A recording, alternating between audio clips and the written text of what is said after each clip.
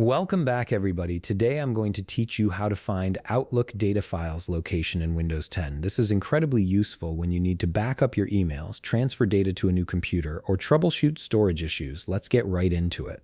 Start by opening your Microsoft Outlook app and log into your account to load in your emails. It's important to wait until everything has fully loaded before proceeding, as this ensures all your account data is properly synced and accessible. You'll know you're ready when you can see your inbox and folder structure clearly displayed. Once your email has been loaded, navigate to your File menu located on the top part of your screen where your tools and menus are located.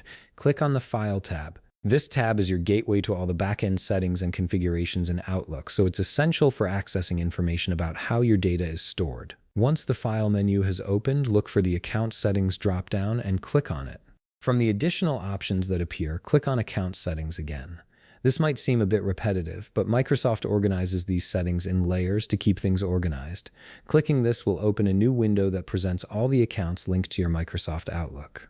Now you'll be presented with all the accounts linked to your Microsoft Outlook. First, click on the Data Files tab at the top of this window. This tab is specifically designed to show you where Outlook stores all your email data locally on your computer.